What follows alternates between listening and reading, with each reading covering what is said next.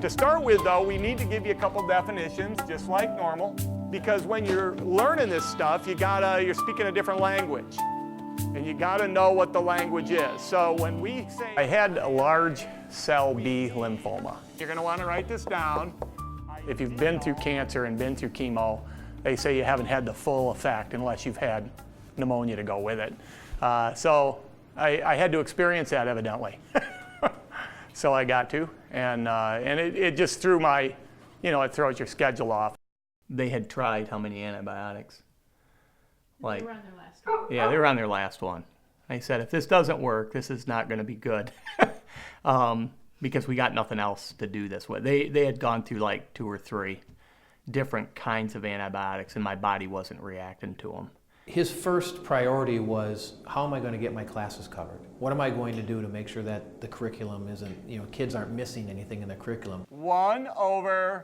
And this particular topic was series and parallel circuits. It's like the hardest test to make them do well on. My main motivation was, I know this material gets put on the ACT all the time. I know they have to get a good grade on their ACT. And if this comes up and they don't never seen it before, that's going to be a bad thing. He said, is there anything I can do? And being a video production teacher, I said, well, we can videotape you. He goes, well, can we just do it via computer? And I said, yeah, sure, let's Skype. I mean, we can figure it out.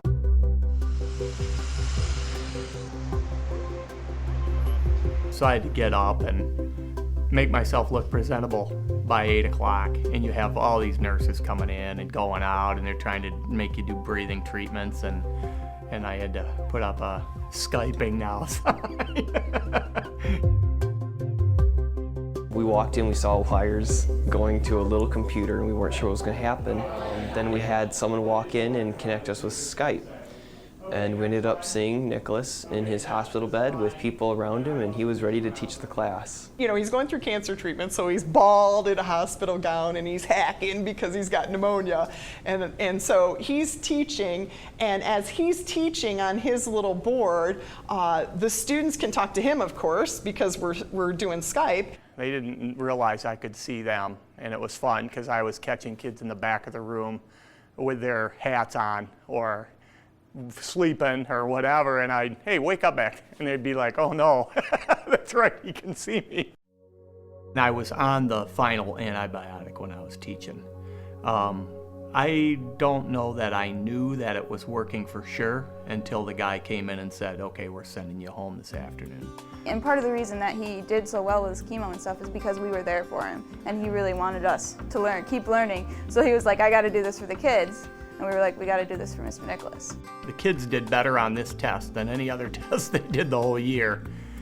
So somehow they were affected by the fact that I was teaching that way. The kids realized, wow, he really cares about us. If he's teaching us from the hospital, he's got pneumonia, he's crazy. And so I think they really wanted to do their best because he was doing his best for them. His relationship with kids, the way he approaches education, his work ethic, I mean, he is the total package in terms of an educator and wanting to do what's best. I don't think any of us ever thought twice. That's who he is. That's what he does. He's always here. He loves the kids. He loves what he does. My job that I was getting paid to do was to teach kids. And so you teach kids.